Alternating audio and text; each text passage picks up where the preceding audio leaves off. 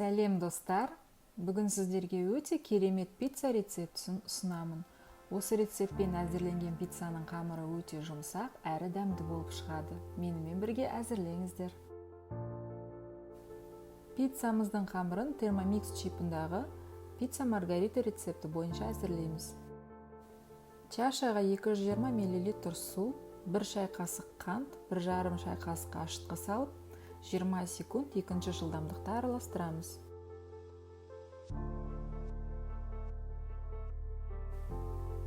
грамм ұн саламыз. 30 мл зәйтүн майын құямыз. 1 шай қасық тұз салып, 2 минут колосок режимінде нан елеміз.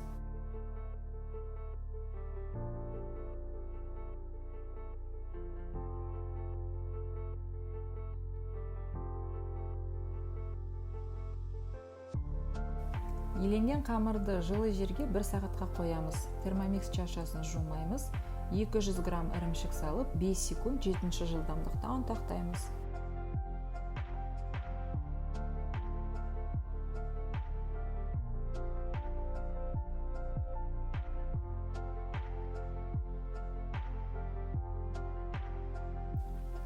Көтерілген қамырды 3 бөлікке бөлеміз. Сіз үлкен көлемдегі пицца жасайтын болсаңыз, қамырды 2 бөлікке бөліңіз.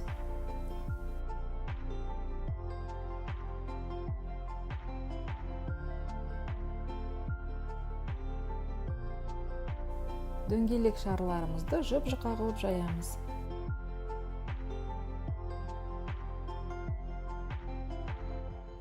Жайылған шеңбер үстіне дайындаған пицца соусын жағамыз.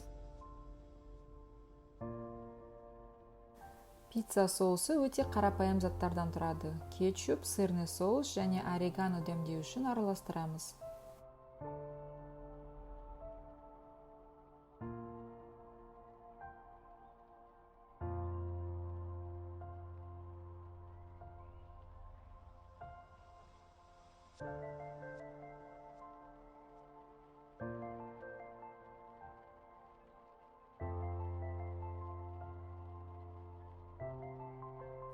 Қамырға пицца соусын жағамыз.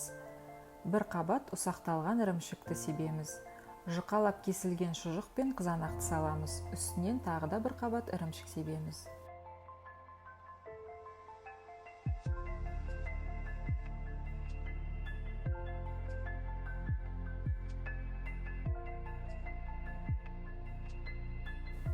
Пиццаның жиектеріне зәйтүн майын жағып шығамыз. Сонда пиццаның жиегі қытырлақ және қып-қызыл болып шығады.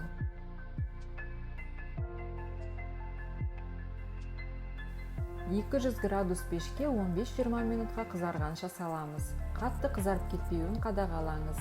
Қамыры қатты болып кетеді.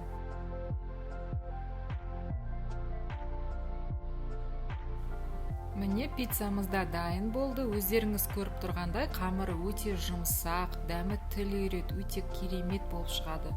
Міндетті түрде әзірлеңіздер. Астарыңыз дәмді болсын.